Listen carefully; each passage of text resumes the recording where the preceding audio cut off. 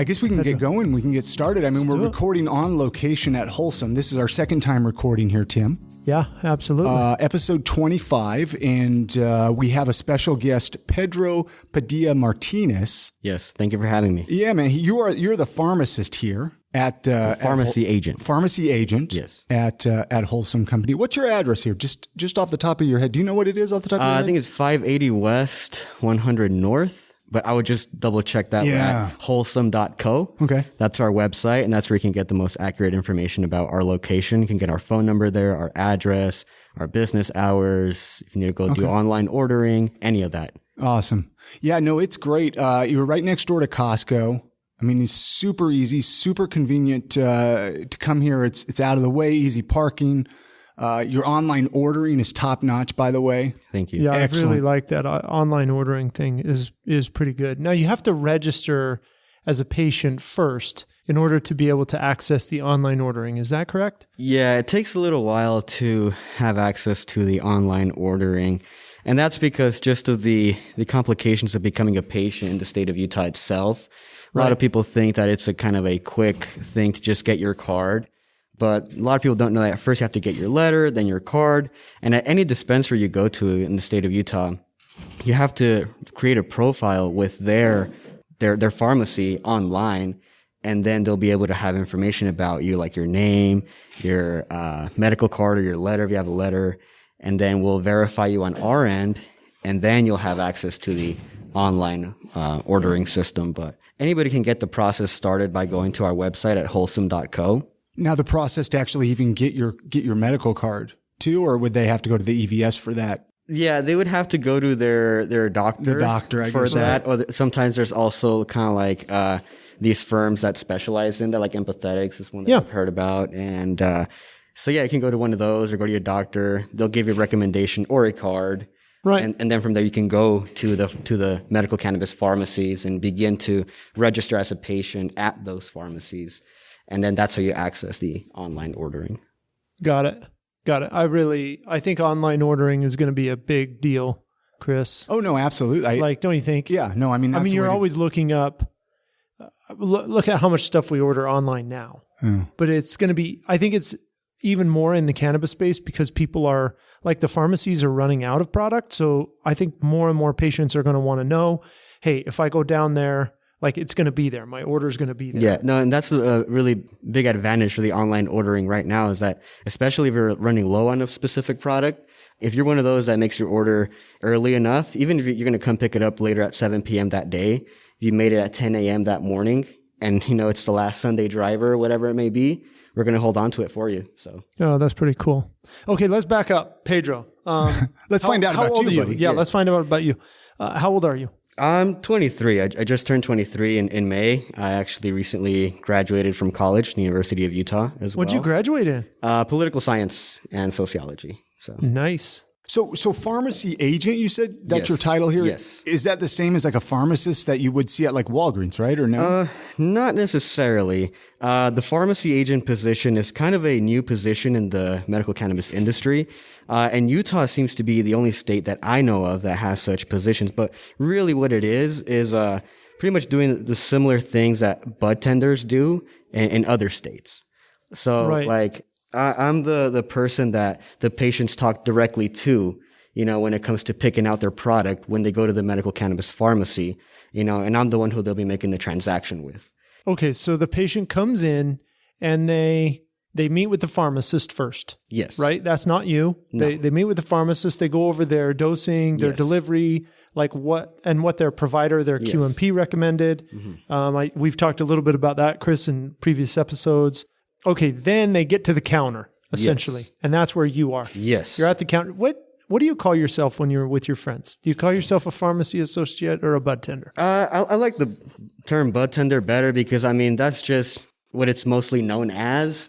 Like it's I mentioned. Easier? It's just easier. It's easier to understand like what I'm doing. I'm pretty much helping patients pick out, their medicine and giving them feedback about the different products. If they're interested in tinctures, this is what they are, how they work. If they're interested in flower, these are the flowers for the morning or the evening time or, things like that. And so, yeah, pretty much just trying to guide patients so that they can successfully pick out their medicine that day.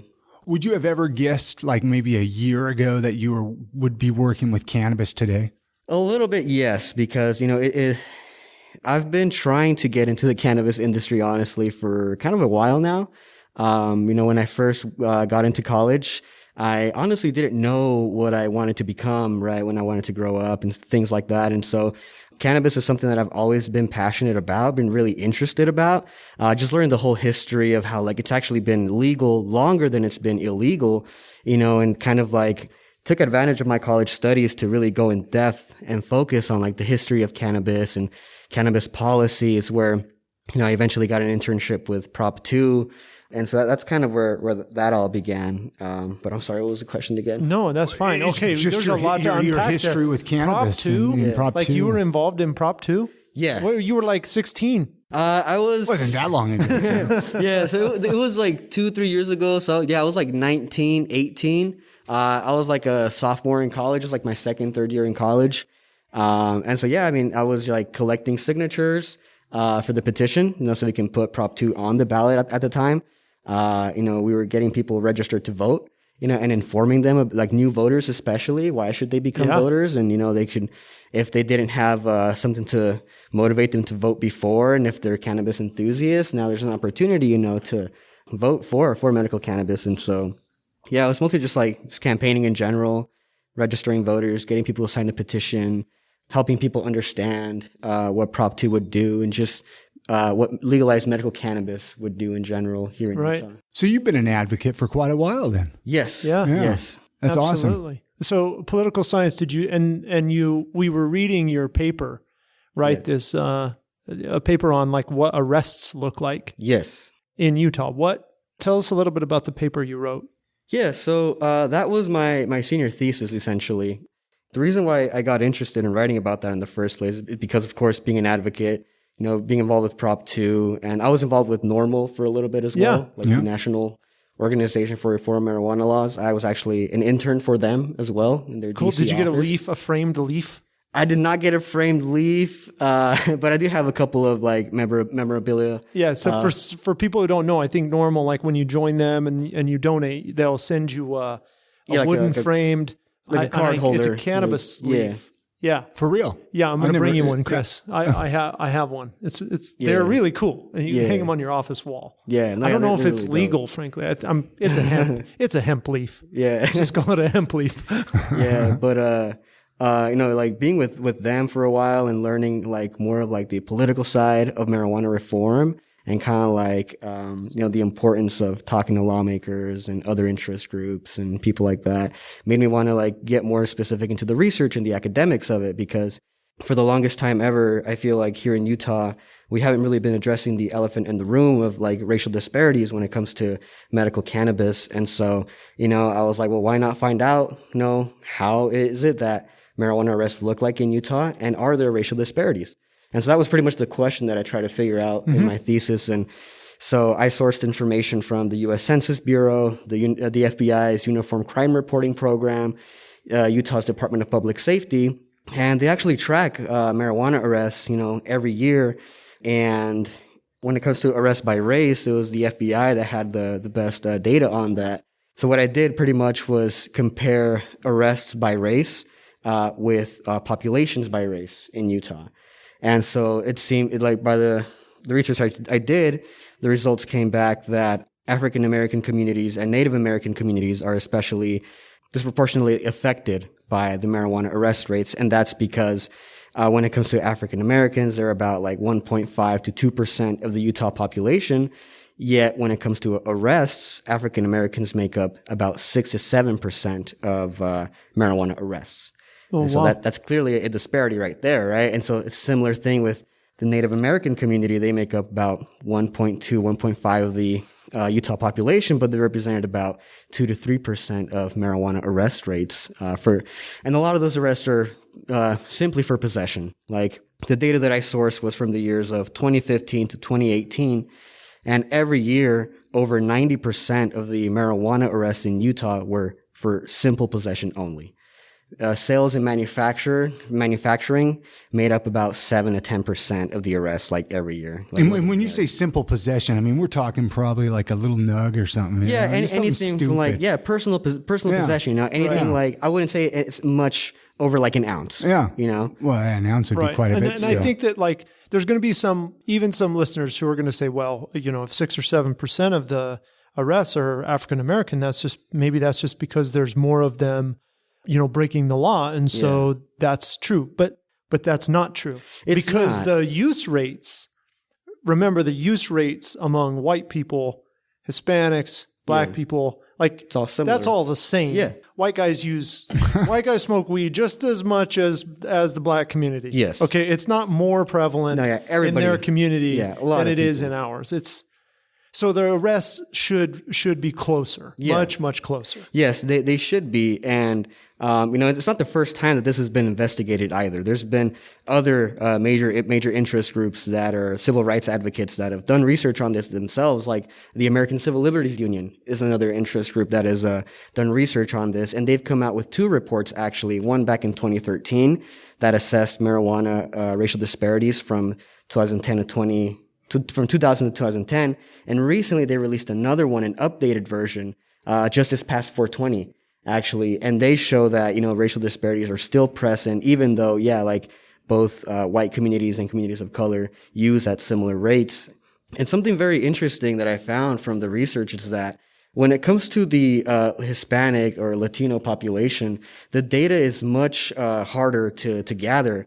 And that's because, when it comes to the racial disparities, the FBI, they don't classify the Hispanic or Latino community as a race. It's more labeled as an ethnicity.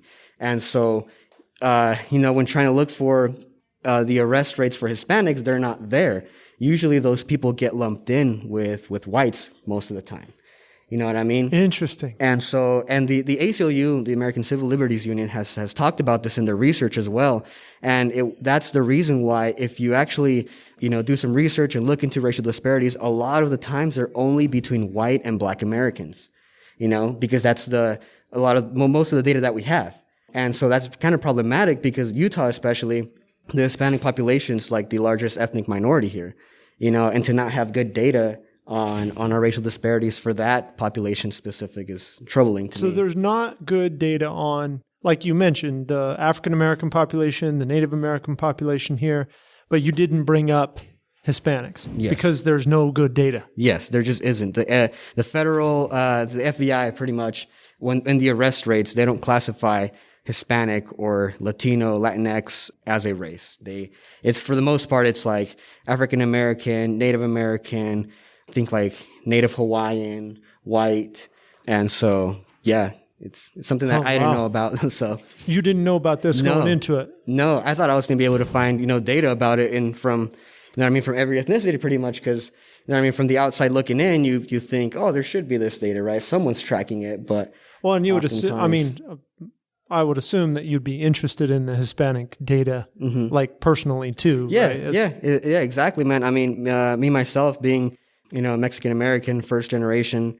My parents were immigrants to this country, and growing up, you know, it was very common for people to get arrested for marijuana, getting that in their record, and then reducing their chances of social mobility, and, you know, trying to get better jobs or trying to, you know, do better things with their lives because of the criminal record that they had. And so, you know, that's why I'm a big advocate when it comes to racial disparities, criminal justice, and advocating for expungements as well, you know. So especially now in the age of marijuana reform, you know, I personally feel like if we're going to, you know, decriminalize, legalize, we should also do, you know, something like expungements and make sure that people who have gotten in trouble in the past, who committed something that is now legal, can get that cleaned off their record as well. Oh, wow.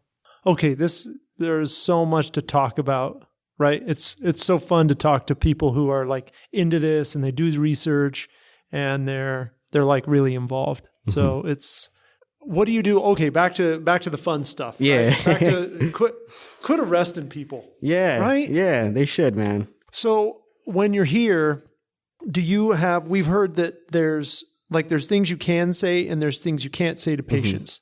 Is it like really strict of what you can recommend and what you can't in Utah?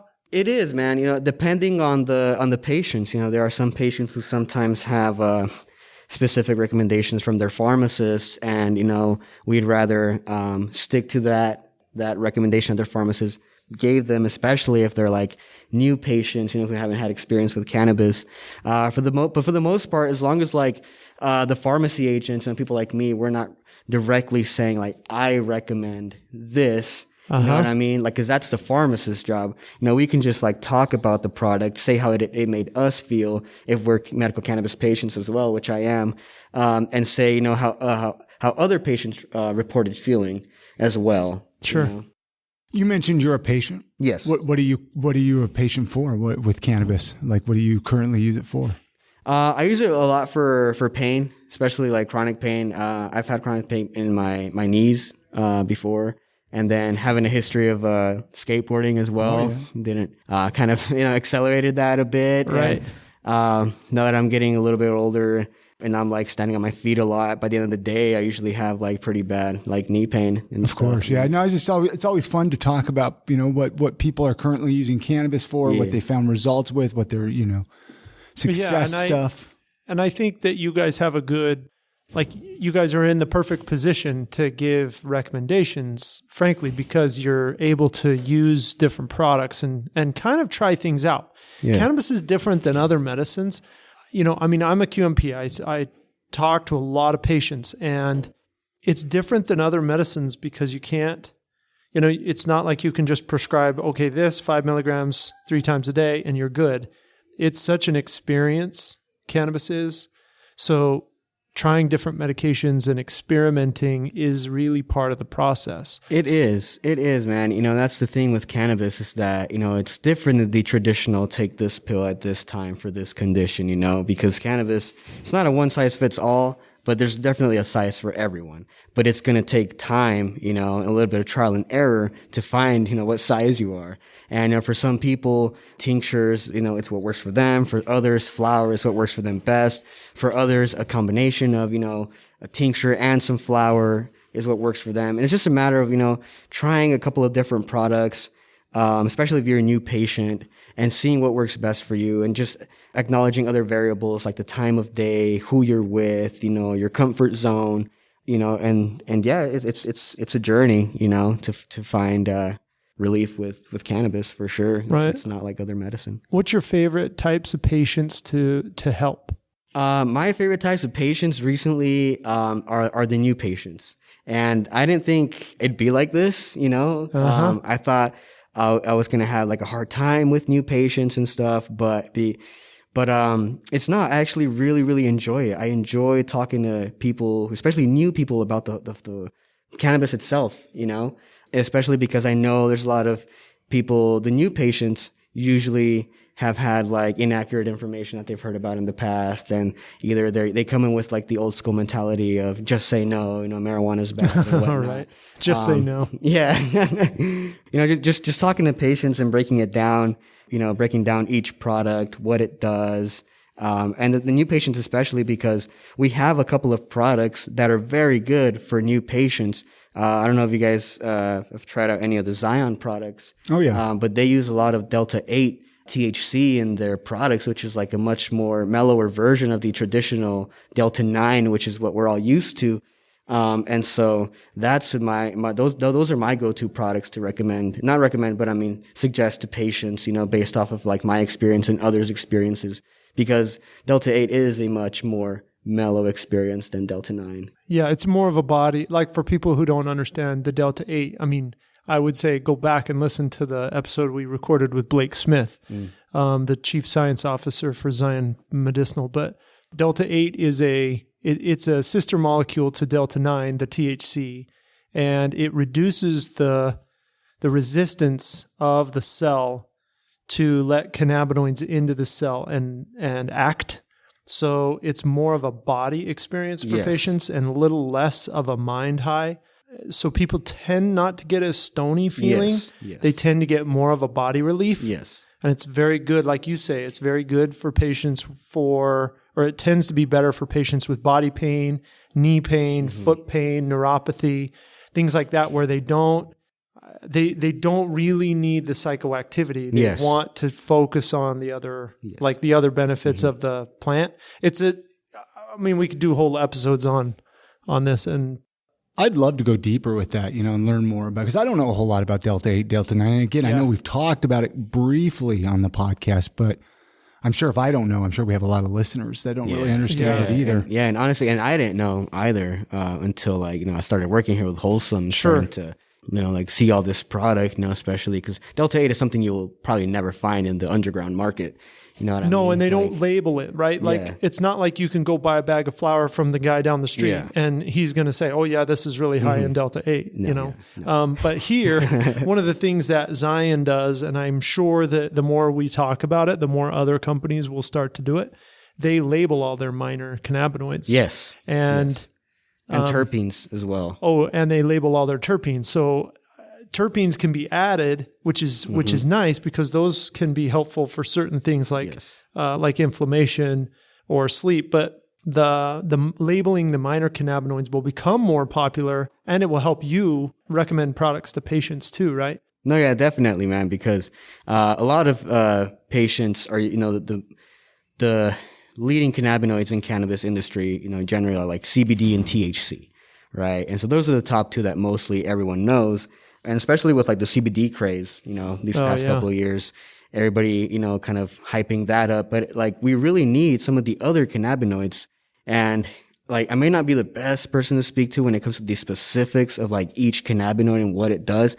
But I do know that generally when you include other cannabinoids and you pair it with like CBD and THC, it's going to give you a better opportunity for relief. And it's going to give you a different effect as if you were just consuming CBD on its own or THC on its own.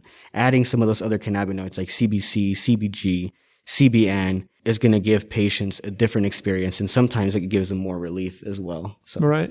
Have we talked about like a good place to learn about all these CBN, CBG, CBD? I mean, obviously we know CBD, THC, those, but honestly, off the top of your head, do you know? I know we're working on something. Yeah. We've got videos that we're producing to talk about this exact thing. Yeah. At utahmarijuana.org. And these are the things, like, if you want to hear, if people want to learn more about this, then we could bring Blake back on. We can do our own research because we're writing blog articles about this. So utahmarijuana.org. I'll commit to. Well, I hear it tossed about around, the minor cannabinoids, but I never hear people really ask much more than that. Right. And it's like, hey, we got to ask here. That's the only way we're going to learn, right? Yeah. No, right. And I know that, I'm going to throw the name out there, Leafly. Yeah. It's just like a good news source in general for cannabis. And I'm sure they have a couple of articles or something on that too. So the part of the problem with these minor cannabinoids is there's such a demand for THC and CBD right now that nobody is growing crops of CBC. CBG, there's more crops of CBG, I've heard, because that's becoming more popular, but like, there's not enough money in it yet to really do the research. That's what I find. No, yeah, and that's kind of the thing, because like when I started to find out about these other minor cannabinoids and their benefits, like I was pretty excited about that too. But the demand just doesn't really match that at the moment here in the Utah like medical cannabis industry, and that's because currently what's leading in sales is the highest THC stuff. Exactly. It's which doesn't make sense anyway. I mean, like this 22% product is just as good as the 29% or the 30%, depending on what you need and how you feel. What's the discussion around high THC flower? Yeah, there definitely are, patients sometimes who come in and they think that, because something has the highest THC, it's going to help them the most. It's a psychological thing. It's just like the psychological thing. And I mean, because of years of, not being able to really, get deep into like the other cannabinoids, and not having sort of the momentum that we do now with medical cannabis, right? And I feel like everyone's so used to, the thinking of the past. And so they just want, THC, the highest THC. But, I always try and let patients know, hey, the other one with the lower THC, it means that maybe there are other cannabinoids in there that replaced, that lost THC in there. And that can actually be better for your back pain. you know what I mean, or better for, you know, your nerve pain or whatever it may be, because, you know, you're going to get a different, you know, quote unquote entourage effect, you know, right. because there's different levels of different cannabinoids in there. And each time there's different levels, it's going to give you a slightly different effect. That's why the quote unquote like indica sativa spectrum exists as well. Sure. Do you find that there's a lot of discussion still about indica sativa, or is it more CBD, THC? It's definitely still indica sativa. Like that spectrum, I feel like will be dominant for at least another couple of years. I mean, it's just like what people are used to. Right. But there is information, you know, coming out saying that, you know, maybe that indica sativa spectrum, maybe we should label it a little more uplifting to sedating and replace the indica sativa with a cannabinoid and terpene profile ratio. And there are some patients who will bring that up sometimes. And I feel like we are like maybe on a beginning to head down that road. To head down that road. But I feel like it's going to take some time. Oh, I was going to ask you, what do you think like the biggest hurdles are for patients still right now? The biggest hurdles for patients, I'm going to say, is going to be just like the bureaucratic process of like becoming a patient. Yeah. And then also like the hiccups we have with like the software, MJ Freeway. You know what I mean? And I don't know if is it running down all the time? Like, does it break? Yeah, here and there. And it just does weird things here and there. You know, it does like little glitches. We'll be in the middle of like about to complete an order or something, and then it'll delete it. And then we'll have to like start with that patient all over again and, you know, add their products onto the cart and everything. Sometimes the patient's limits are off. Here in Utah, a patient can have 113 grams of flower and 20 grams of composite THC per 28 days. And sometimes it's literally like typos. I don't know if it's the state or the MJ Freeway software, because sometimes instead of like 20 grams, it'll be like 0.20, you know, so they won't be able to buy like a cartridge or something like that. And, you know, we run into issues like that. And it's like, I feel like that's definitely a big hurdle to the industry right now. It's just, and it's understandable too. You know, I understand it's like the first medical cannabis pharmacy opened this March. You know, Wholesome's only been open for about a month. Sure. You know, I understand that, you know, we're probably going to experience this for the first year, maybe two. And so that's kind of why, you know, like I don't get like too down on it or, you know, too frustrated with it, because, you know, it's just a work in progress. We're going to get better eventually. But I feel like that just shows that, you know, the people that we rely on to like represent us and make the laws about this and, you know, adjust the laws about this don't exactly know what's really going on and how this thing really works, you know, but right. They think they do. What, you think the government is not in tune with the people? What are you talking about, Chris? Pretty much, man. You know, I feel like there's a lot of people in government positions who might have never had and have had anything to do with cannabis, and they might still see it in a negative viewpoint, and they don't even bother, you know, looking into exactly how is this working, how exactly would I become a patient, you know, and that can be like an experiment for, you know, for our elected officials, you know, like if any of them listen to this podcast, I'd say, you know, look into the process, you know, of what it's like to become a patient, try and become a patient yourself, and then try and navigate that system yourself. This is a great challenge to all the legislatures. Go online, search out how to become a patient, go find somebody, go see them, go become a patient, register at the EVS system, go to the pharmacy, meet with the pharmacist. It's a process. When you talk about it all the way through, like just to get to you, like you're the fun part, right? We've done everything. We've got our card, we got our letter, whatever. You know, we get all the way through the pharmacy, and now we can start talking about products. Yes. We can pay for products. We can go home, experience it. Oh yeah. You have the best job in the whole system. Now, this might be against HIPAA, but do we know what's the average age of a patient in Utah? Do we know? No, I mean, because the state has data on this. I can bring this. I'll bring this information It's not all back. like 20-year-olds. Oh, no. I'm sure most of them are older, right? No, I think that most of them are older. Yes. So the average cannabis user is pretty young, right? 23-year-old female, 26, 28-year-old male. But the average patient in Utah is much older. What would be your guess? My guess is 47 is the average. That's what I would say. Average probably. age, because I think there's multiple factors. I think cost is a big factor.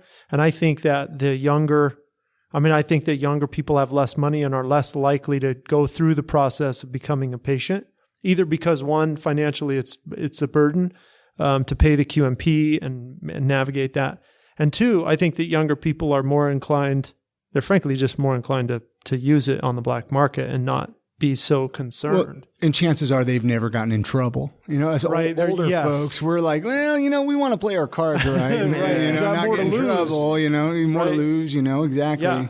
I mean, I definitely have more to lose now than when I was 23. Yeah. Right? Yeah. Like your age. I don't know. So I'm going to go through the legal process for sure because it's worth the $250 or whatever it costs to get my card and get legal process. Yeah, Plus, I don't want to drive to Colorado. Yeah, who wants to do that? Who wants to do that? It's a risk too. Yeah, you got to drive out past Vernal, and those guys are strict. They'll pull you over. That's what I've heard. Yeah, they'll arrest you. And then Pedro write a paper about you. Then we'll call JD up. JD, where you at, buddy? We'll call JD. Yeah. Hello, JD. JD gets a mention on almost every podcast lately. What's are you continually learning cool things about cannabis? What's the last interesting thing you've learned about cannabis? Man, it's kind of a big question. I'd say definitely learning more about processed products. Okay. And especially with the new patients, because they tend to favor more the processed products and they don't want to inhale, they don't want to inhale vape or flower or any of that. But learning more about processed products and more about how when you have gummies or gelatinous cubes, right? A lot of the terpene profile and cannabinoid profile during that processing can get lost, Right. And so you end up with mostly just THC or mostly just CBD, which is what a lot of gummies in the Utah market have. And a lot of patients come and they ask, are these gummies indica or sativa? And it's well, I mean, we can say that they were grown from an indica strain or a sativa strain. But at the end of the day, depending on how the manufacturer did their processing, this could just be mostly THC and a very little amount of the other cannabinoids, right? But learning about the full spectrum products and learning about Boujum, which is another processing company here in Utah, and how they kind of specialize in making full spectrum products like the oral spray that they have and the capsules.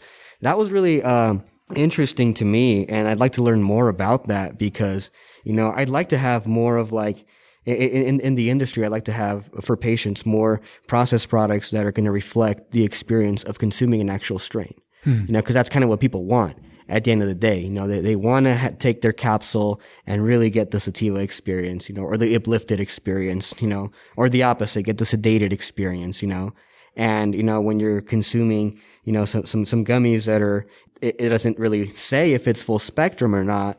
It just kind of depends on the person. Some people will feel uplifted. Some might feel, pretty sedated and tired from it. So yeah, man, full spectrum is, something that I've been learning about and something that I kind of want to continue learning about, something that I want to see more of that in the Utah cannabis market. Very cool. Wow. Where do you see yourself in 5 years? Man, that's a good question. I see myself still in the industry. I see myself getting better. I see myself becoming an expert on the product and the Utah cannabis industry. Yeah, man, just getting better at it, getting better at what I do, and, just staying within the industry and continue to give back to Utah patients, because if it wasn't for the patients, we wouldn't have the medical cannabis program we have now. So. Seems like a good place to end the show, right? Seems like a pretty good place. Yeah. What's the last question you always ask? What's your favorite strain? Oh, yeah. Do you have a favorite strain? Yeah, man. That Sunday Driver from Dragonfly. That's good stuff, man. It's been really, really tasty, man. I like that strain a lot. It's really good. Smells good. Tastes good. It's very good flower. How can people get a hold of you, Tim? To me, it's utahmarijuana.org all day long. It's just we've been putting a lot more effort into writing more articles, producing more content and really streamlining the process so people are getting their questions answered there. Very cool. And you can check out my other podcast, I Am Salt Lake Podcast, IamSaltLake.com. Wholesome.co. We forgot to mention that's how people can go to the Wholesome website. Make sure it's wholesome.co, not com. Right. I've seen that online tossed around with a com, It's it's not com, wholesome.co, WholesomeCo. Bountiful, Utah, right next to Costco. If you don't know where they are, just go to Costco, look across the way. Really easy. Get that Hyper app, man. It's really easy to use it with that Hyper app. You can connect it to your bank account and never have to worry about having the right dollar amount on you. Just takes it right out of your bank account. Yep. Other than that, if you've got a letter and you need to convert it to a card, we have a letter to card program. We're trying to help all the patients in Utah switch over to a card before the end of the year. Do you want them to call you up maybe? Yeah, utahmarijuana.org/letter, or just go to our website and search it out. There's QR codes at Wholesome. If you come down here, you can take a picture of the QR code. You can get a card. Most of the pharmacies around have that information, but there are thousands of you out there, and we can help you. We don't have fees for that. We'll teach you how to do the EVS, and we'll just walk you through. We'll call your QMP and try to get them on board. Very cool. Get on that. Get on it, because there's a lot of people that need help, right, Pedro? Yes, there's a lot of people. A lot of people need to convert to get their cards, because starting 2021, a lot of those letters might not be valid anymore. Yeah, they're not valid. I was going to say, none of them are valid. Yeah, they won't be valid. That's right. Yeah, but scary. So go get your card set up, subscribe to the podcast, leave a review, head over to utahmarijuana.org, wholesome.co, and we'll see you next week on the next episode of the podcast. All right. Stay safe out there, guys. See you, man.